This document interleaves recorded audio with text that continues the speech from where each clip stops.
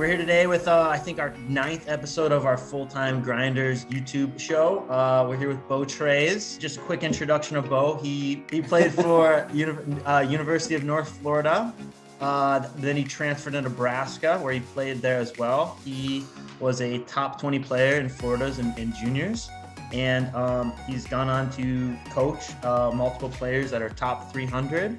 And that's just a little introduction of, and he wrote the book, How to Tennis, Think, Train, and Compete at Your Potential, which I read and we're going to talk a little bit about. But Beau, I'm so happy you're on to talk about your book and a few other things with coaching and playing. Yeah, Dylan, thanks for having me. This is cool. I'm always down to do a podcast or a YouTube, because I did that when I was traveling and playing and stuff too. And I mean, I think it's so cool to just get different voices in tennis, and everybody's got a different perspective, share some stories and stuff. So I'm excited. It's awesome. Awesome. Great. So first off, I just kind of wanted to talk a little bit about your playing career in college and what was it like, and the experience and how much work you kind of have to put in when you're on a college team to be playing. Yeah, for sure. No, it's tough.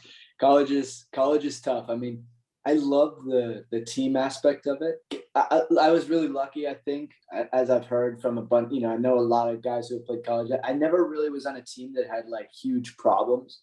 For sure there's one or two guys maybe that would be a little bit of a problem, but overall, the teams I was on always got along, and we're close. And so that part of it is really fun, and you get to do the workouts and the team meals, and the traveling is obviously a blast, but it is a lot of work. Most of your day, I would say, is some version of team activity, whether it's weights and conditioning and running, or actual practice, study hall. It just seems like you finally, at the end of the day, get some time to do your own thing. And I think that was one thing I really didn't think about as much before I became a college athlete. I just kind of thought about the tennis part and the lifting weights part, but I didn't really think about study hall and team meetings and extra, just there's a bunch of other stuff that comes into it too that kind of takes up a lot of time. But no, I loved it. Awesome. Yeah. I know a lot of people always say college tennis is one of the most fun times they had playing tennis. It's just, so individual. And then all of a sudden you get to be on a team in that aspect, and it's just a lot of fun. So yeah. After college, I know you went on and you played some futures and stuff. Do you want to talk a little bit about that and maybe the training and the scheduling that goes along with playing in those tournaments? Yeah, for sure. I didn't really think about futures until I got to college. I didn't really know what the reality of the pro world was. My brother had played futures for a couple of years. I had known some guys that had played, but I was never a super highly ranked junior getting in on the junior slams and that junior international travel. I wasn't on that track. So probably sophomore, junior year of college, I started thinking about playing after school. And obviously, I love tennis. I'm as passionate about tennis as anybody. So it became a huge goal of mine, and pretty much everything I did was around giving myself that opportunity. For me, that meant I had to go and work the summers in New York at country clubs teaching lessons. And so I did that every summer through college, every summer that I was playing for 3 years. So I worked up there at country clubs for 8 summers, which was really tough. Just to take 4 months off and teach, somewhere between 5 and 10 hours of lessons a day kind of kills your game. But I needed the money to then go play, for the other 8 months or so. So that was kind of how I had to do it. So I played futures for about 3 years, I would say altogether. I tore my bicep, and that put me out of the game for 18, 19 months of just rehab. I went back to Nebraska and tried to do rehab. But no, I loved it. To me at that point, it was, all I wanted to do, pretty much putting together every day, trying to do training blocks, and figuring out where I could go and practice for a couple of weeks, and then figuring out a schedule of tournaments to go play, maybe 3 or 4 in a row, and then come back and train somewhere and then go and play 3 or 4 in a row, something like that. But it was pretty raw at that time compared to how I am now. I was kind of figuring out on the fly. And I think that's a hard part of futures and college guys and girls too, probably. I'm not quite as involved in the WTA side of things, but I would say it's probably very similar with a lot of good college players. They just don't really have enough guidance, I would say, to really make good decisions, if you look at your career or you look at your opportunity to play futures, they're not really looking at it in terms of like a year or 3 years. They're looking at it kind of like, hey, there's some weaker tournaments that I can go get in. I'm going to go play those. And then like, I'll see how they go. And maybe you do poorly, or maybe you do okay for those 3. And then you kind of get to the end of the week and you're like, should I go play here or should I go home and practice? But who's there to practice?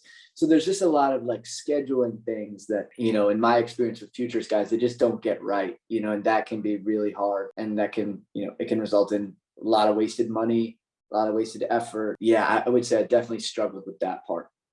Compared to now on the coaching side of things, it's a little bit easier to just with experience to see, how you could do it better and how are better guys doing it. What would be the most useful way to spend your time, the most effective way. Yeah, I got it. I get, because I know with the futures, it's got to be tough because you're not only just playing in America, you're playing all over the world potentially, and that's plane flights, time zone changes, all that stuff's pretty hectic. So what did you think, like, you learned? Is there like a kind of a best system for like how long to train versus how many tournaments a year you should play? You have a rough idea maybe? Yeah, I mean, I would say that if you could like if you were just starting out, or let's just say you're like a futures challenger guy, I think if you could shoot to play like 30-35 tournaments a year, I would do that.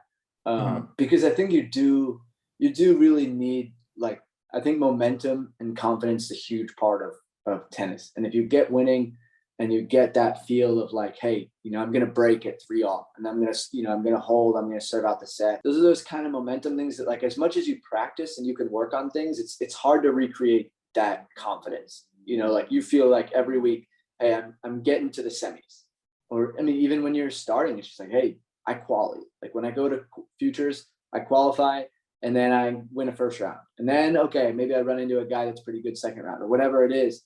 But building that momentum is huge. And I think you just need to give yourself enough opportunities. So it's hard. I mean, I would say you could do like 3 or 4 tournaments in a row and then take like 2 weeks to practice and then go play 3 or 4 tournaments in a row and then take 2 weeks to practice. But I think like another huge thing that I never did was like trying to find a base in Europe, to practice at.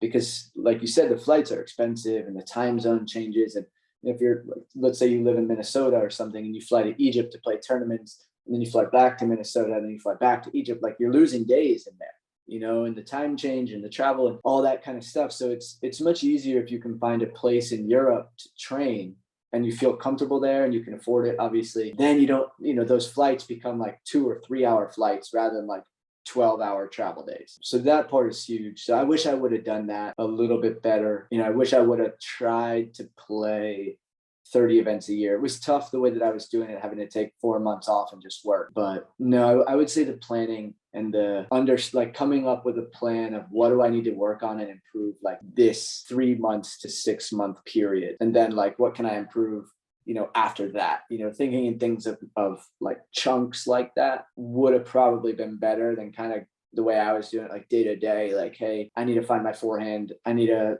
like kind of just however I thought I lost, I would like go and practice that, which is just not the most effective way to do things. Yeah, the planning is just so tough when you're starting out. You don't know where you're going to get in. You don't know like what the lists are going to be. It's a lot to get right. Yeah. I have, just from what I've heard, I know it sounds super hectic with everything, with where to play and all that stuff. So yeah, that's awesome. That's good information. I love it. I wanted to talk a little bit about your book. So I'm gonna put a link in our description below. So if anyone wants to buy it, they can just click right below and get it. I know I read the whole book. I really loved it. I just loved it. I think one of the things I liked most about it, I really liked your ABCD strategy part, just because I was like, oh, I was reading it and I know that's something kind of is similar with something that we talk a lot with our players at On the Rise. I'm like, don't be going for lines and stuff like that, right? You got to bigger targets and things like that. So I was hoping you could talk a little bit more about that ABCD strategy and kind of how you came about it and, just a little bit more about it. Yeah, for sure. No, I mean, that really changed the way that I think about the game. Once I thought about that and kind of started seeing it. Sadly, I didn't really get that until I was injured. Like I said, when I was playing futures, I tore my bicep, and for about 19 months, I was trying to do rehab. And I was watching matches like crazy because I'm 6 feet tall on a good day with a one-handed backhand and an average serve, and at that point I was playing on my own money. It's expensive and I wasn't winning, and I was like, hey, I want to keep playing, but I need to figure out like what is going on. How are guys winning? And so I started watching just a ton of matches of challenger guys that would get into ATP matches and play, maybe somebody, a bigger name, and just kind of see what happens in that match. And, what I started doing was watching guys who I thought were like me, 6 feet tall, not a huge weapon on the serve, and just watching them. And I would watch it and I would pause it every time a shot landed, like watch a match. So like a 3-set match would take me 5 hours to watch. And I would just sit there and I would put where every ball landed. And eventually I you end up with most of the balls in the middle of the court and a couple of balls, out on the sides and a couple of droppers, maybe something like that. And I just sort of like started creating like these charts really of like where the ball would land. It was super raw at that point. And I've probably done that to over 1,000 matches now. I still do it. I don't really do it that way anymore because I kind of know that already, but like I'm still watching film all the time and working on film with the guys that I'm coaching. It's a huge part of what we do. But yeah, it just kind of started like that. And then I at one point it was like 1, 2, 3, 4, but like that didn't feel right to me.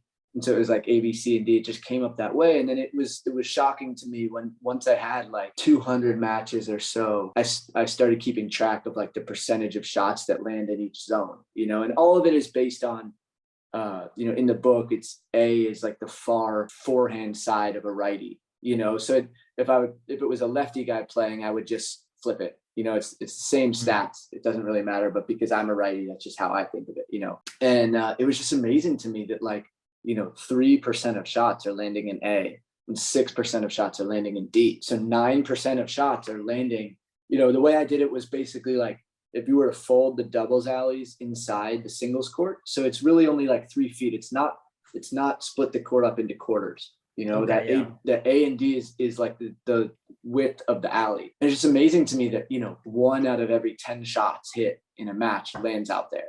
And that is not at all how I was playing, not at all how I was training, not at all what I would have thought I needed, And so the biggest thing I think it did for me was emphasize ball control and being able to change the shape and the height and the speed and the depth of the ball on command. I was always beating. I just felt like I was beating my head against the wall, trying to get forward more, trying to play offense more, which to me was always like a bigger serve and a bigger forehand. It's a drill where you run around and hit inside out forehands and just absolutely pump them.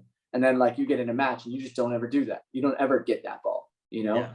So like, yeah, you can practice that and it's worth something. But if you're not changing the way you think about playing offense, I think you're just not doing it as effectively as you could, and I think that's the real shame for me is I never really practiced the way that I now run other people through practice. You know what I mean? I didn't really think that way until I sat and watched all these matches and, thinking of playing through B and C, which is, pretty much a big middle part of the court, like that is neutral offense, and that's enough. If you can hit the ball well enough and you can control the depth, you can win matches inside of there, and what really drove that point home for me was seeing like one guy I watched a lot was Grigor, and because Grigor has a 1E and, he's fun to watch probably, but I would watch him when he would play Fed or Novak, or I remember a match with Tommy Haas, that like next level above him.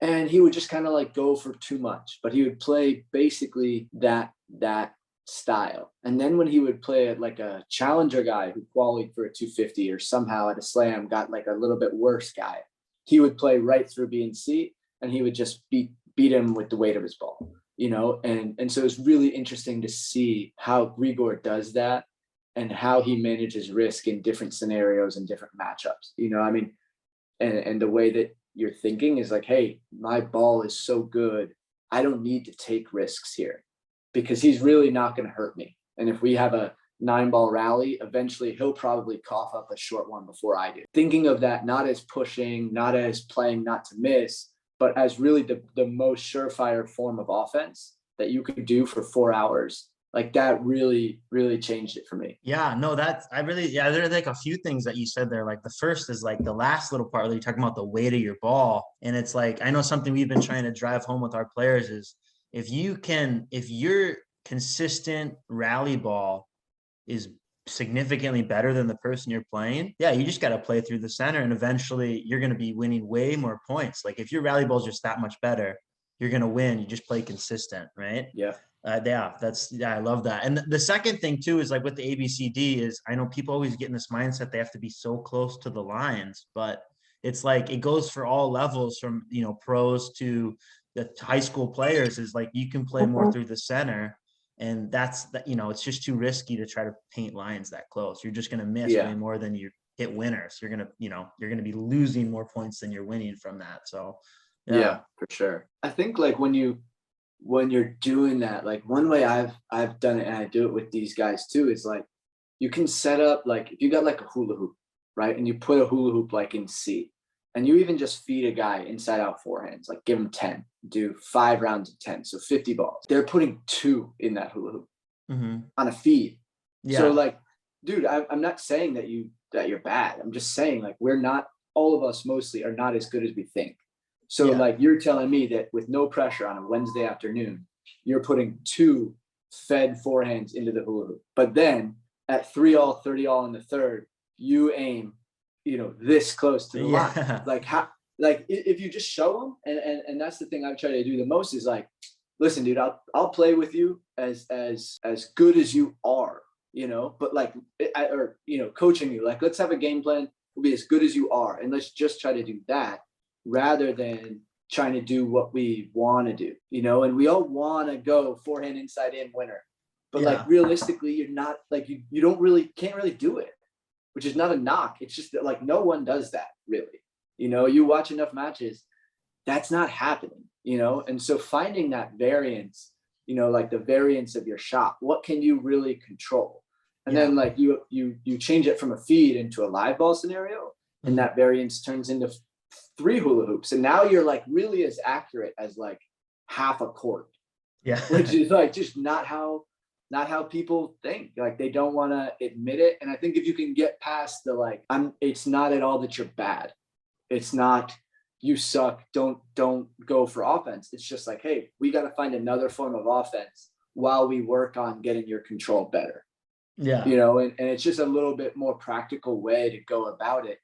And I think it can be huge for juniors because should free you up to still feel like you're playing offense, but hopefully with a little bit more margin. And I think if you deliver that message, it's a different way to deliver that message than like, hey, don't miss, or like, hey, don't go for that. It's not don't go for that. It's like, hey, dude, we just practiced that. We don't have that. What are we doing? Like that'd be like throwing a Hail Mary on every play. No NFL team does that. You know what I mean? Yeah, exactly. Yeah, I love that. It's kind of funny. It's been cool to work with juniors too, and kind of get them to see that. And I'm always just shocked by how they just don't really think like that. And I think it can help. I think it can help a lot. It just really requires a lot more thought and effort and discipline, and that's a hard thing to get. Because everybody wants a winner. Yeah, everyone wants the highlight reel. Yeah. Yeah, no, for sure. Earlier you talked a little bit about, we were talking about training blocks and stuff like that. When do you think it's a best time? When should kids kind of start getting in the weight room or lifting or anything off court? And this is just kind of more for general juniors or anything. Like when is it the best time, best age you can start kind of getting out there and doing off court stuff? And yeah, I don't know. I mean, that would be definitely like, different for every kid for sure. And what the workload is. But I mean, the way that I see it is I think a lot of kids could be getting almost everything they need from like a really good, solid, like band workout. Like one thing I always see these pros working on is like getting into like maybe a low stretched volley position with your hand on a band and like going over these really fine movements again and again, and getting really good in those tough positions, or maybe like, a tough pass. So like your legs are totally wide open, you're almost in a split, and you're still hitting a ball. You're not hitting a ball in the drill, but like, someone is holding the band behind you and you're getting strong out there. Because so much of tennis against your equal, is comes down to like 6 points, maybe less. And a lot of those points are like a stab volley, and you just happen to get your racket on it and you're strong enough to hit the ball 3 feet over the net and it's a dropper, or you're good enough to find one good lob or something like that, or make an extra return. And I think you just have to be strong in those really end ranges of motion. So I don't know about really exactly the gym. Like, I wouldn't really want to give any advice on that, because I know kids can get hurt, and that's just not what I do. So I'll try to stay in my lane a little bit here. But I would say, like, you could do really good band workouts and probably not run the risk of much injury or much pain. Especially if you made it like into kind of a circuit with, some band exercises and then some sprinting and some jumping and change of direction. All that kind of stuff is huge. I think like the quicker you can be for 11 seconds, the better. So many points are like, quickly you're on a return, the return come back soft, and you play offense right away. Like, that's 7 seconds worth of power. That's not really like a minute worth of running, and so there's a lot of things you could practice in that way. Medicine balls, I think, are awesome. You can shadow pretty much everything with a medicine ball. I would say like the year before you start playing tournaments, that's when I would start. Just because your body has to be able to take the wear and tear, and you got to build up that base a little bit. So I think, probably the year before, 6 months before you were like going to start being serious, that's when I would start doing bands, or doing a lot of off-court stuff. If you're not really like serious about it, then you can kind of start whenever. But I think definitely having like a goal, and that's kind of what I mean with the chunks of time. Like, hey, for these 3 to 6 months, I need to work on, pick like your 3 biggest things, and like hammer that. And see when those improve, maybe you find 3 other things that you need to work on for the next 3 to 6 months and hammer that. And then you keep going that way. But you got to give yourself time to get used to the workload. That's huge. If you just try to like do all your bands the night before the match, like, because you didn't do it the week before, like, you're just going to end up tired and overworked. Yeah, I know that's something we've kind of been talking about lately, is like or like off-court training, the importance that it has in tennis, and then your performance on the tennis court. So I know I kind of threw that one at you there. No, it's all right. But, it's all right. Yeah. You keep me awake. I like it. Yeah. That the off-court stuff is huge, man. I can't really stress that enough, how hard tennis is. And it's going to be your ankle. It's going to be your wrist, your elbow. It's going to be something small that like you get hurt on, and you can be like, I should have been doing that exercise, and your hip flexors, all those little things, your low back. It's just huge to stay on top of that, and I think when we talk about like confidence, like I said earlier, like doing, coming up with a plan and then doing what you said you were going to do, that helps you win. Making, like, if you say you're going to do your off-court exercise, whatever it is, like, do it. Or just don't say that you're going to do it, but don't say you're going to do it and then not do it, because I promise in the back of your mind, it will come out in your psyche that you didn't do what you needed to do to prepare. And I think that athlete ends up falling short of where they could be, regardless of what level it is. Totally agree with all that. I had one other thing I wanted to ask you about your book. And it was kind of, I know you touched on a little bit of the mental side of things a little bit in it. And I just was wondering if you could elaborate a little bit more, talk about setting up potential patterns of play, or actively searching for the ball that you want.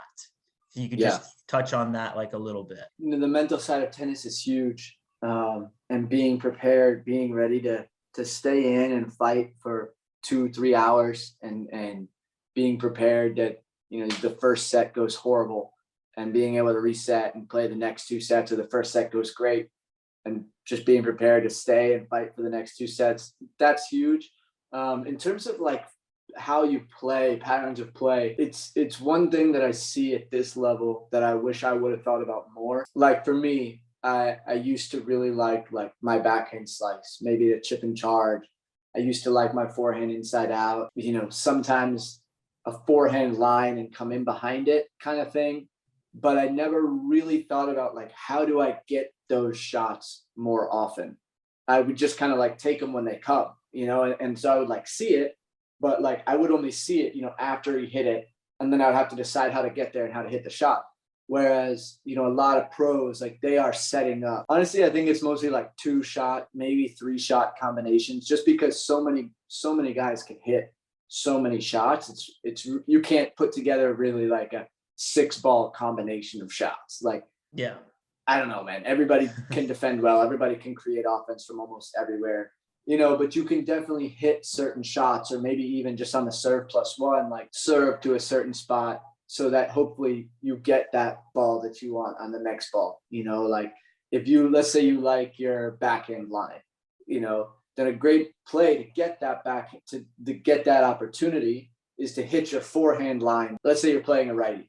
So if I hit my forehand line with shape, just to kind of change direction, I'm not going for anything, just with a little bit of shape, most players are going to move over to their backhand and hit it cross. That's the best play probably. So what I'm thinking is I'm going to hit that forehand line. If they leave that ball short, there's my backhand line. So as I hit my forehand line, I'm moving back probably closer to the baseline. Let's say I'm 2, 3 feet, 4 feet behind the baseline, normal rally distance behind the baseline. And then, so I'm going to hit that. I'm going to take away the space so that hopefully I can get on that ball if it's short and it's there. So thinking even just like in a combination like that, and then understanding that to then go for the backhand line, obviously it doesn't need to be a winner. It doesn't need to be a rocket that just turns out on just like amazing, but knowing that, hey, that's the ball I'm going to take. So like in this match, it's right for me to do that. Now, if you're missing it, whatever, you can make adjustments, but it's not a risk because that's what I'm good at. And that's what my plan is. And that's how I think I'm going to win. If you're doing that randomly and you're just pulling the trigger with the backhand line, then it's just risky and there's no thought behind it. And that's, I think, a huge difference. And that's where I say, like with these practices and with these juniors is like, it takes mental effort and thought and discipline to recognize, hey, I'm going to try to play the forehand line. I'm going to take away the space. And then if it's there, I'm going to take the backhand line rather than like hitting and then being like, hey, I'm done with this point. Bang, I'm just going to crack a backhand line, which is like very much what happens, Yeah. You can run through those patterns. So let's just say let's stick with that scenario. You can have 2 kids go forehand line, forehand cross rally. When one kid changes line, that other kid plays backhand cross. And so that kid who changed line is just working on recognizing if it would be right to step forward and take the backhand line, or if you got to give that space up a little bit, move back, and now you're in a backhand cross rally probably, right? Yeah. And so that ball recognition is enormous. It's like, hey, dude, this is what I want to do. I want to take my backhand line, but I'm not going to force it. I don't need to force it, because you can play backhands cross, and then you're in the rally, and then maybe he comes back to your forehand again, and then bang, you can try to set up that pattern again and see if you get that short backhand or whatever it might be, that's like that. And I just don't, at least I didn't do that very much as a kid. I was always just kind of playing and, I would have some good wins that were mostly probably just like good days. And I would have some tough losses that were bad days. And, generally I kind of fell where I should land, but working on ball recognition, working on getting the ball that you want is huge. I mean, like, let's say you like your forehand inside out. A great way to get a forehand inside out is to throw in a backhand slice cross, because most guys or kids and pros too, if you slice to their backhand, they're probably going to slice cross. So you can hit a slice and then kind of start cheating left when they put their head down to hit their slice. Sure, if they go line, like that's very good, and you're fighting again. But you can probably find a forehand inside out off of that. And so there's a lot of ways you can think and set up your practice time to, not only hit the shot that you want, but work on getting the shot that you want, and that's a huge factor. Yeah, for sure. Yeah. I think like learning how to recognize or like set up and then recognize which which ball you can attack on, which ball you can. I think, yeah, that's always really tough to get players to understand that concept a bit. So that's really good to think about. So for like, let's say like we're looking for balls to attack on, like, what do you think is, how many like balls is a player kind of going to own, should be looking to like really be good at, like 1, 2, did I word that right? An interesting theory. You know, I personally, I think the best way to do it would be to try and be good at everything. Mm-hmm. You know, I know that's so cheesy, but there's always a next level of good. And like you and your town are pretty good. And then you see that there's the section, and then you see that there's the state, and then you see that there's the nation, and there's always another level, you know? So I think if you could have the mindset of like, hey, how can I try and practice all of these skills? You know, and you can break down the practice time, you know, however you need throughout the week or the month or the block, you know, the 3-month block, 6-month block. I think like going into a match, yeah, you would like to have at least one that, you know, hey, this is what I can rely on. But if you could have two or three, you know, that would be really good, and kind of have some set plays that you feel confident with in taking, you know, because I think that's another part of it. Like if you watch any of the good players or any pro, you know, that we know on TV, we know how Novak plays. We know how Rafa plays. We know how Fognini plays. And that's because they're very good at what they do, and they do that every time. Whereas I think a lot of kids, like they kind of just walk out, and in the first 20 minutes, they decide if it's a good day or a bad day, and then they try to change based on that, you know, rather than being skill-based, where it's like, hey, if I'm actively looking to take backhands early, that's what I'm good at. So that's what I need to do. And then you see that, hey, this is my game. You know, when people talk about like growing into your game, finding your game, you got to practice it and you got to know what it is. I mean, it is a confidence thing too, but it's an understanding of, hey, if this is what I'm good at, this is what gives me the best chance to win, I have to do it. Maybe it doesn't mean I have to do it at full speed or, you know, going for the lines or whatever, but this is what I do. You know, and not shying away from that, even if it's not working, sticking with it, you know, because you maybe you find your game. I mean, many times I've seen guys play a set and a half, and like, yeah, they're not making bad decisions or whatever, but they're missing and they're losing set and a half, set and a break, but they stay with it, and eventually like they connect on 1 or 2, and all of a sudden the momentum starts to change, and bang, they win in 3.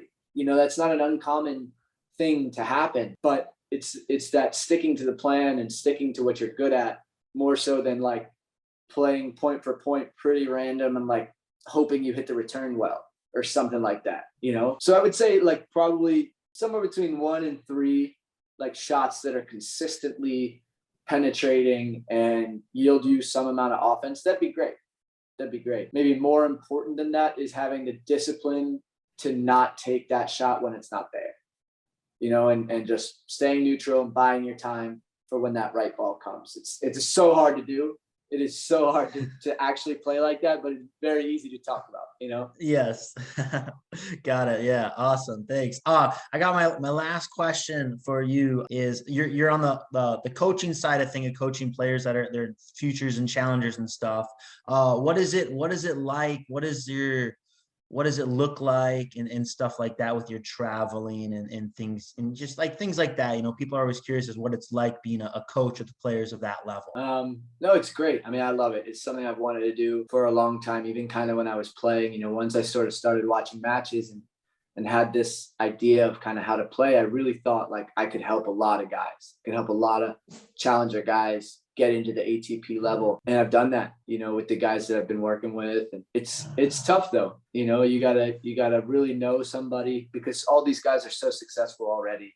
And they're all so good at what they've been doing. And so you gotta build their trust and their respect that, hey, why don't we try something like this? Why don't we think like that? So that can take time. But I would say, you know, generally it's about 30 to 40 weeks on the road, you know, maybe not always match weeks, but practice weeks too, you know, and then, yeah, just a lot of practice at home, and it's thinking about the schedule and thinking about their fitness and kind of always trying to look for a way to get them just marginally better, you know, because I think the difference between college players and futures players is not much. Futures to challengers and challengers to ATP is not much. You know, I mean, if you're talking about a whole, you know, if you're talking about the difference between like 700 and 200 on a day, either guy could win that match. If you're talking about like 750, yeah, a little bit trickier. Probably not going to win as much, but the levels are so close, and on any given day you can win. And so it's just trying to stay engaged, I think, is the biggest thing. How can we try to get incrementally better? That's probably the biggest part of my job at this point. No, it's cool. I mean, you're at tournaments,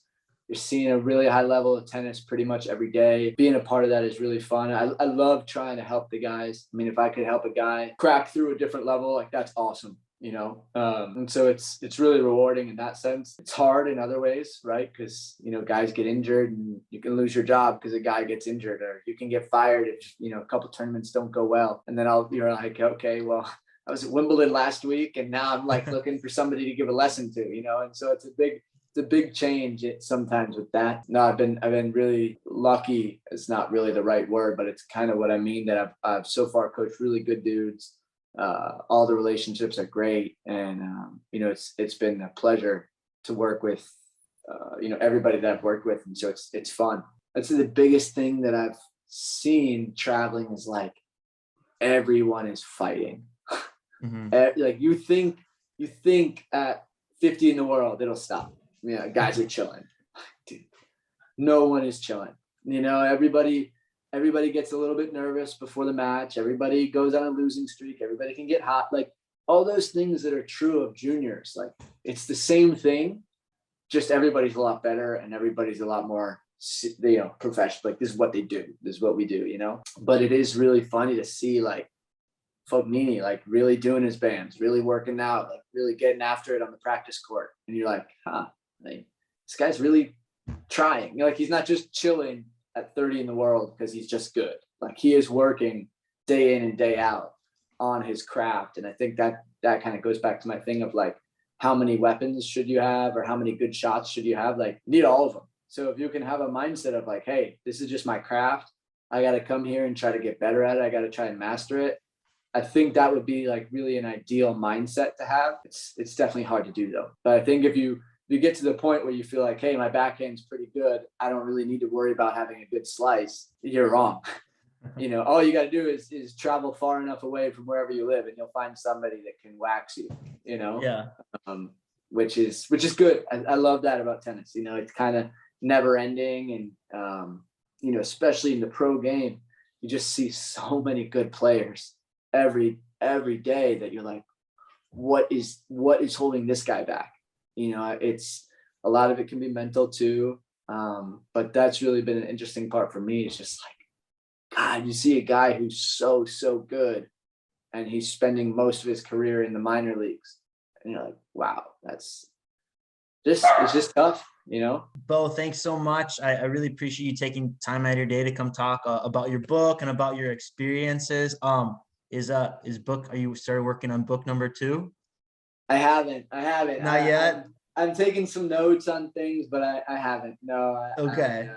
It was never my goal to write a book. Honestly, I just always at tournaments I would take notes, and I would always like copy drills that I would see people doing. And I sort of started it when I started coaching, and I was like, you know, you only get to coach the people that you're really on court with, you know. And I kind of wanted to try to have maybe a little bit bigger impact than that. And I was like, you know, I had like a YouTube and podcasts, and that was cool. But I remember reading Brad Gilbert's Winning Ugly when I was a kid, and like, God, that was so cool to me. And so I was like, you know, I have a lot of information and ideas, like put it out, like just put it together and see what happens. And it's been cool. It's been really fun. A lot of people have responded well to it, and hopefully it's helping, you know, and at the very least, I think it's causing people to talk, you know, and think about the game. And that's what we all need. You know, I really wish when I was a kid, I would have had just more like dialogue about what is going on in the game. How should I be practicing? How should I be playing?